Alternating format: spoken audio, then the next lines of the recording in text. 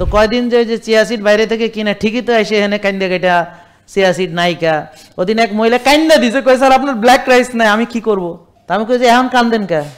কয়দিন তো আগে কইছিল যে ব্যবসা করতে আছে, তেমন কান্দেন কে? কয় যে এটাই তো বুঝাইলাম। হ্যাঁ স্বামীরেই হ্যাঁ বুঝাইতে পারে না, হ্যাঁ স্বামীরে বুঝাইতে পারে না। কয় যে আমি স্বামীরে আজকে কইছি তো। কই যে তুমি যে কইছো এখান থেকে, তেমন তো নাই, তেমন তুমি আমার আইনে দাও ব্ল্যাক রাইস অর্গানিক, একটা আইনে দাও। তো তুমি যে কইছো হ্যাঁ তার আইনে দাও একটা, এরকম অর্গানিক সার্টিফাইড অর্গানিক এই ব্ল্যাক রাইসটা আইনে দাও আমার এখন। এখন তো বেটা আইনে দিতে পারতেছে না। কথা বুঝতে পারছেন?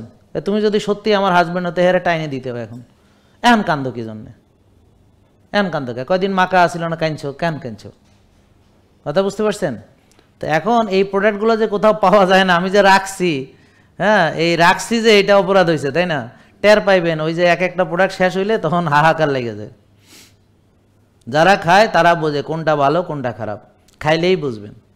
হ্যাঁ ওই 200-400 টাকা চিয়া সিড খাইবেন আর এইখানেরটা খাইবেন, তাইলে পার্থক্য বুঝতে পারবেন। মনে রাখবেন, যারা কম দামে ভালো জিনিস চায় এদের মাথায় গিলু নাই, কারণ হ্যার গিলু তো কম দামি গিলু, ওই দিয়ে বোঝা যাবে না কিছু। নিজের জন্যে কম দামি খোঁজে আর গাড়ির তেল কিনতে বালাটা খুঁজে,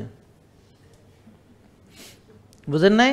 বুঝে যে গাড়ির ইঞ্জিন নষ্ট হয়ে যাবে যদি ভালো তেল না ঢুকায়, হ্যাঁ এটা বুঝে। আর নিজে খায় সবচেয়ে নষ্ট কম দামি তেল, আর সে ভাবে কম দামে বলে ভালো জিনিস পাওয়া যাবে। আজকে বাংলাদেশ না সারা পৃথিবীতে মানুষ রুগী কেন জানেন?